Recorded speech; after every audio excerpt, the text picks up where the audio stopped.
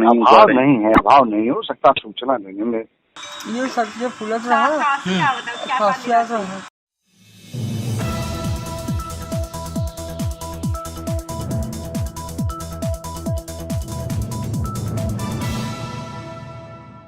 जौनपुर में स्वास्थ्य व्यवस्था ठेले पर है। यह हम इसलिए कह रहे हैं कि एम्बुलेंस से लेकर हॉस्पिटलिटी की वह सारी व्यवस्थाएं इतनी पस्त हैं कि इलाज तो छोड़ दीजिए, शव को ले जाने के लिए भी जिला अस्पताल में व्यवस्था का अभाव है। इसलिए कह रहे हैं क्योंकि एक मजबूर पिता अपनी बच्ची को लेकर जब ठेले पर अस्पताल पहुंचता है तो उसे यह उम्मीद थी कि शायद उसकी बिटिया की हालत में सुधार हो जाए, जान बच जाए, पर भला पस्त स्वास्थ्य व्यवस्था पिता के मंसूबों पर कैसे खरा उतर पाए।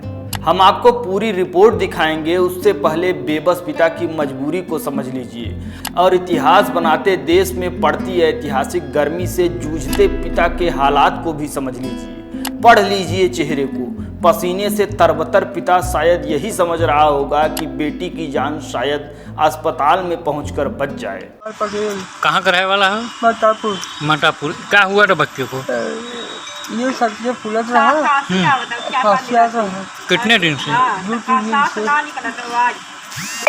एक बैग मतलब कितने दिन से ये परेशानी हुई है? 2-3 दिन से। तो कहीं दिखा रहे थे? नहीं, डॉक्टर के घर एक दिया, दवाई लिए रहे, आराम रहा, फिर सही। तो आग लेके आएंगे। अब इस पर बढ़ जाइए, इस पर जाएंगे ना, बढ़ जाइए लेके। उनका क्या नाम है? पहला बच्चा है? नहीं, बचना बच्चा। और सब बड़े बड़े हैं? 5-7-8 साल। उत्तर प्रदेश के जौनपुर में अमर शहीद उमानाथ सिंह जिला अस्पताल से दिल दहला देने वाली तस्वीरें सामने आई हैं। एक ऐसी तस्वीर जिसे देखकर किसी का भी दिल पसीज जाए। एक मजबूर मां अपनी मासूम बच्ची को गंभीर अवस्था में लेकर जिला अस्पताल पहुंची क्योंकि उसे उम्मीद थी कि वह अपनी बेटी को बचा लेगी, पर उसे क्या मालूम था कि जौनपुर की स्वास्थ्य व्यवस्था ही ठेले पर है। फिर चाहे भले ही क्यों ना उत्तर प्रदेश के डिप्टी सीएम ब्रजेश पाठक स्वास्थ्य सुविधाओं का हाल जानने के लिए समय समय पर अस्पतालों का कितना ही औचक निरीक्षण क्यों न कर लें, पर जमीनी सच्चाई क्या है उसे समझने के लिए यह रिपोर्ट देखनी पड़ेगी। आपको यह भी बता दें कि हाल ही में उत्तर प्रदेश विधानसभा चुनाव खत्म हुआ है। तमाम समाज सेवियों का तांता लगा हुआ था। जनता के बीच में कौन कितना समर्पित है यही दिखाने की होड़ मची थी, पर चुनाव तो बीत गया। 11 मार्च को परिणाम भी आ गए। तकरीबन 2 महीने से अधिक समय भी बीत गया। उत्तर प्रदेश में फिर से प्रचंड बहुमत की योगी सरकार आ गई। फिर आखिर कोई समाज सेवी जनता के बीच में क्यों जाए, क्योंकि जनता से मिलने वाले जनादेश का समय भी तो बीत चुका है। और यह वही अस्पताल है जो सदर विधानसभा क्षेत्र में आता है, जहां के माननीय विधायक गिरीश चंद्र यादव जी हैं।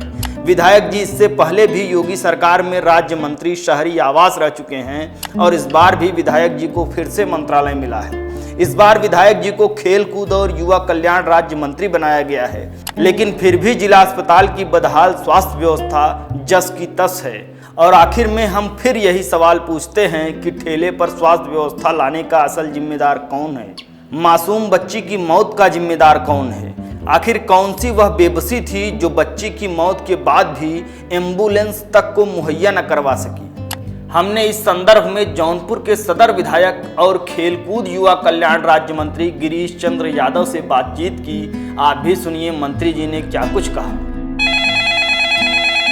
सर, ये कह रहा हूँ कि ये जौनपुर में जिला अस्पताल में एक मामला आया है। वहाँ पर एक पिता जो है अपने बेटी को लेकर अस्पताल पहुँचता है ठेले पर, और इलाज न मिलने के चलते उसकी मौत हो जाती है।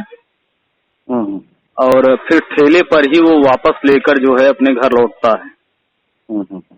तो उसी को लेकर सर थोड़ा सा जानकारी चाह रहे हैं कि मतलब जो है अस्पताल में एम्बुलेंस व्यवस्था का इतना अभाव है और आप लोग लगातार काम भी कर रहे हैं, इसके बाद भी जो है चीजें ठीक ठाक नहीं हो रही। नहीं है, अभाव नहीं हो सकता सूचना देने में कोई दो कही हो। अभाव कुछ नहीं है, एम्बुलेंस पर्याप्त मात्रा में है, ठीक स्थिति में एम्बुलेंस है। हो सकता वो एम्बुलेंस बुलाया ना हो या कोई बात हो। अब इसको अभी तो हम लोग जानकारी प्राप्त करेंगे इसके क्या होता। जी जी ठीक।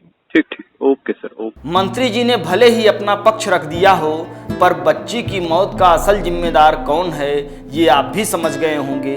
उत्तर प्रदेश की स्वास्थ्य व्यवस्था कितनी दुरुस्त है ये भी आप समझ गए होंगे कि ठेले पर स्वास्थ्य व्यवस्था किस तरह से पहुंच गई यह भी आप समझ गए होंगे।